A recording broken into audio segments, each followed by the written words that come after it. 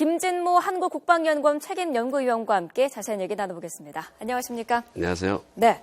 자, 북한이 어젯밤 이제 강도 높은 위협을 했습니다. 청와대 타격까지 언급을 하면서 비난을 이어갔는데 일단 어떤 배경이 있을까요? 예, 지금 뭐 다음 달 키리졸브 훈련을 겨냥해서 우리가 아주 역대 최대 한미연합 훈련을 지금 한다고 지금 예고를 했거든요. 네. 이제 그때 지금 현재 그 김정은을 뭐 겨냥한 거 있을 가능성이 높은 그 어떤 레인저 부대, 참수작전, 그러니까 과거에 빈라덴을 이제 사살했던 그 부대입니다.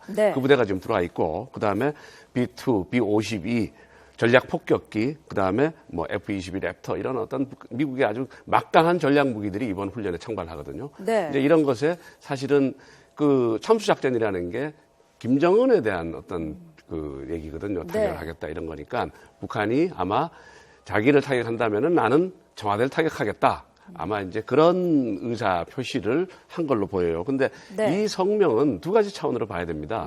일단 하나는 위협을 막을 준비가 돼 있다라는 위협 차단의 어떤 그 선언적인 어떤 의미가 있고요. 또 한 가지는 내부적으로 지금 위협이 가까이 오고 있다. 긴장해라. 이제 내부 긴장을 조성하는 목적도 있다. 그렇게 봐야 됩니다. 네. 자, 북한이 1차 타격 대상과 2차 타격 대상을 직접적으로 언급을 했는데요. 자, 그 내용을 듣고 다시 이야기 나눠보도록 하겠습니다. 들어보시죠. 적들의 특수작전 무력과 작전 장비들이 사소한 움직임이라도 보이는 경우 그를 사전에 철저히 제압하기 위한 선제적인 정예 작전 수행에 진입할 것이다.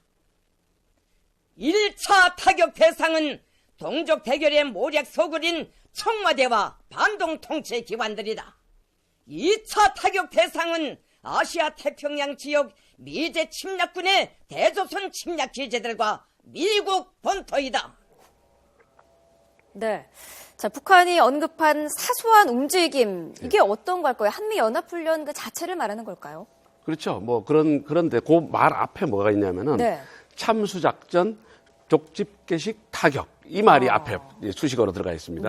이제 그 말은 뭐냐면은 자기들 수령을 타격을 하는 어떠한 움직임도 우리 자기들은 용납하지 않겠다. 사실은 그런 의미거든요. 그러니까 바로 자기들 최고 존엄을 타격한다면 우리는 남한의 최고 존엄을 타격하겠다. 지금 이 성명의 내용이 저는 그렇게 보고 싶습니다. 자, 1차 타격 대상으로 청와대를 언급을 했는데 과거에도 이렇게 청와대를 언급하면서 협박을 한 적이 있습니까? 김정일 시대에는 없었습니다. 근데 김정은 시대 들어서는 뭐 한 번 정도 있었던 것 같아요. 2012년도 김정은 정권 출범 직후에 4월 달에 미사일을 발사했는데 실패하고 그 직후에 그 최고사령부 특별작전 행동소조가 행동을 개시하면 이라는 걸로 해서 청와대, 언론사, 뭐 각 기관들에 대해서 어떤 협박을 한 적이 있죠.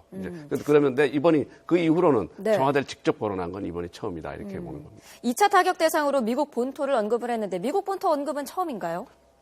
아닙니다. 그렇지는 않습니다. 뭐 자기들이 이제 최근에 김정은 정권 들어와가지고 이제 핵 보유국으로서 자기들 능력을 과시하기 위해서 어떤 전략 타격 목표라든지 뭐 핵을 갖다가 퍼부어버리겠다든지 이런 뭐 황당한 언사를 한 적은 있죠. 미국 본토 타격과 관련해서 그동안 가능한 무기가 있을 것이다, 없을 것이다 뭐 얘기가 많이 나와 있는데 어떻게 보시나요? 그러니까 북한이 이제 은하-3호 미사일, 이번에도 미사일 발사, 장거리 미사일 발사를 하고요. 또 작년 열병식에 보여준 KN-08, KN-08이라는 어떤 ICBM급 그 탄도미사일을 선보였는데 그것에 대해서 우리가 적어도 10,000km 이상 갈 수 있는 그런 사정거리를 가진 ICBM급 탄도미사일일 것이다. 이렇게 분석을 했거든요. 그러니까 북한이 그것에 맞대응해서 그걸 이용해가지고 지금 미국 본토를 타격할 능력이 있다라고 이제 얘기를 하는 거죠. 그런데 그 뒤에 우리가 이제 그 전문가들이 분석을 해보면은 그 미사일이 실질적으로 작동하기 위해서는 여러 가지 선결 조건, 예를 들어서 탄두의 대기권 재진입, 그 다음에 대기권 바깥으로 날아서 비행을 할 수 있는 어떤 그런 능력을 시험하지 않고서는 실효성 자체는 의문이 된다. 아직은. 그러니까 그렇지만 몇 년 내로 개발 가능성은 높다. 아직 이런 평가거든요. 그러니까 저도 아직 북한이 KN-08이라는 어떤 ICBM급 미사일을 미국에 쏠 수 있는 능력은 아직은 갖지 않지 않았겠느냐 네. 그렇게 평가를 합니다. 이번에 최고사령부 중대 성명 형식으로 이 성명을 발표를 했기 때문에 네. 만약에 도발을 한다면 사이버 테러보다는 무력 도발로 이어질 수 있는 가능성도 있다라는 분석도 있던데요. 네. 어떻게 예상하시나요? 글쎄요. 지금과 같이 곧 우리가 한미연합훈련을 하기 위해서 뭐 막강한 미군 전력이 들어와 있는데 네. 들어와 있고 또 들어올 거고 그런데 북한이 어떤 직접적인 어떤 무력 도발, 우리와 무력 충돌을 겨냥한 도발을 하기에는 저는 또 가능성이 좀 낮다. 네. 저는 그렇게 봅니다.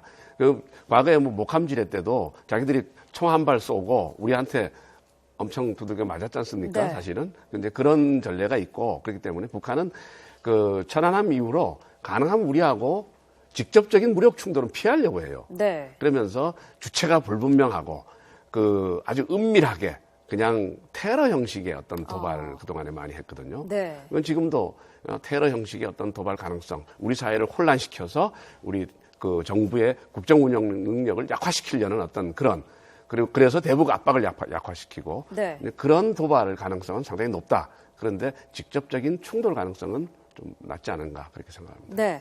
최근에 그 권력 서열 2위죠. 환병서 군 총정치국장이 모습을 드러내지 않고 있습니다. 네. 이와 관련해서 구체적으로 좀 도발을 준비하고 있는 것 아니냐라는 얘기도 나오고 있는데요. 근데 총정치국은 북한군의 어떤 사상을 담당하고 있고 네. 이제 어떤 작전을 지휘하는 위치에 있지는 않습니다.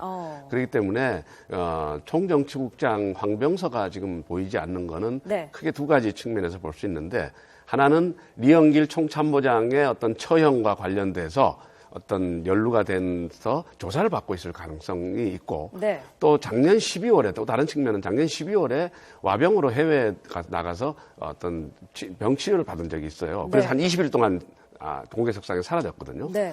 그래서 그 병이 아직도 안 나와서 아마 했을 수도 있다 그렇게 보는데 만약에 지금 북한이 전면적인 어떤 그런 군사적 대비태세를 강화하고 우리를 압박한다면은 네. 리명수 총참모장 또는 임광일 작전총국장 네. 이 두 사람의 행동이 또 다른 측면에서는 김영철 대남비서 이런 이 세 사람의 어떤 동향을 예의주시하면은 네. 북한의 움직임을 파악하는 데 도움이 되지 않을까 그렇게 생각합니다. 네.